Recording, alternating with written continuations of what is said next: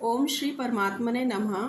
श्री शिव महापुराण रुद्र संहिता अध्याय 7। भगवान विष्णु की नाभि से कमल का प्रादुर्भाव, शिवेक्षावश ब्रह्मा जी का उससे प्रकट होना, कमल नाल के उद्गम का पता लगाने में असमर्थ ब्रह्मा का तप करना, श्री हरि का उन्हें दर्शन देना, विवादग्रस्त ब्रह्मा विष्णु के बीच में अग्नि स्तंभ का प्रकट होना तथा उसके ओर छोर का पता न पाकर उन दोनों का उसे प्रणाम करना। तो ब्रह्मा जी कहते हैं, देवर्षि, जब नारायण देव जल में शयन करने लगे उस समय उनकी नाभि से भगवान शंकर के इच्छावश सहसा एक उत्तम कमल प्रकट हुआ, जो बहुत बड़ा था। उसमें असंख्य नाल दंड थे। उसकी कांति कनेर के फूल के समान पीले रंग की थी तथा उसकी लंबाई और ऊंचाई भी अनंत योजन थी। वह कमल करोड़ों सूर्यों के समान प्रकाशित हो रहा था।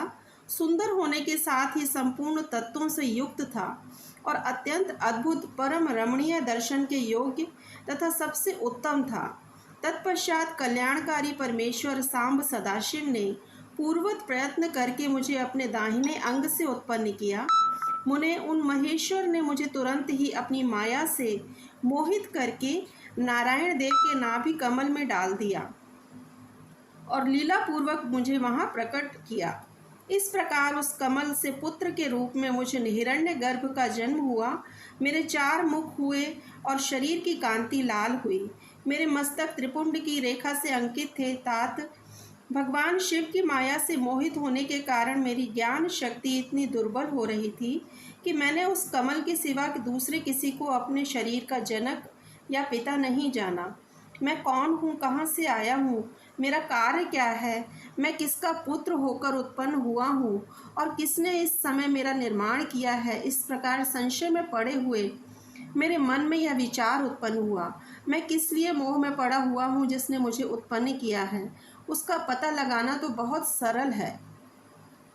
इस कमल पुष्प का जो पत्र युक्त नाल है उसका उद्गम स्थान इस जल के भीतर नीचे की ओर है। जिसने मुझे उत्पन्न किया है वह पुरुष भी वही होगा, इसमें संशय नहीं है। ऐसा निश्चय करके मैंने अपने को कमल से नीचे उतारा।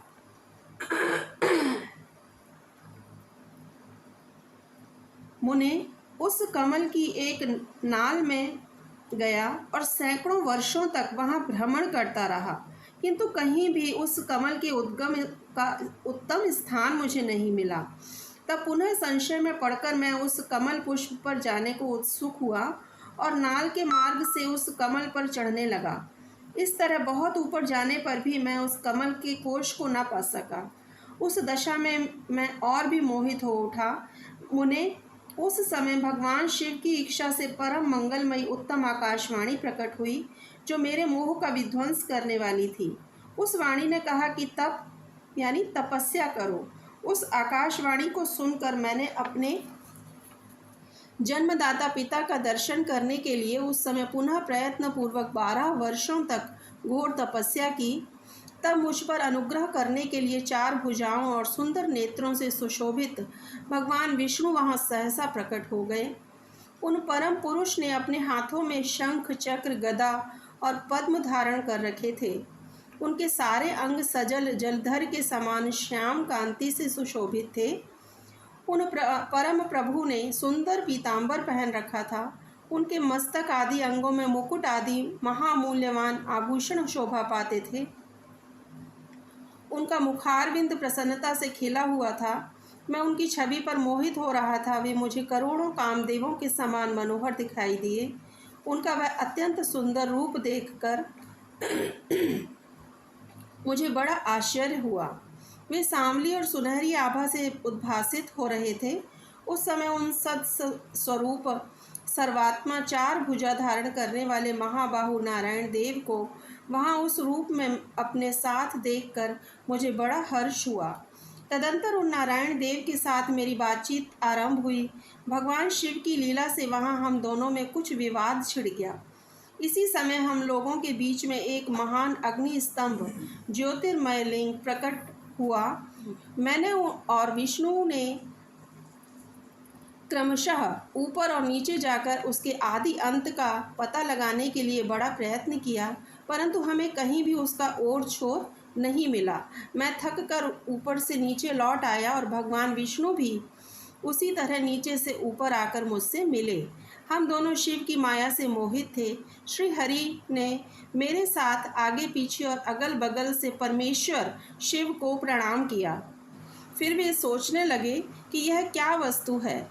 इसके स्वरूप का निर्देश नहीं किया जा सकता, क्योंकि ना तो इसका कोई नाम है और न कर्म ही है।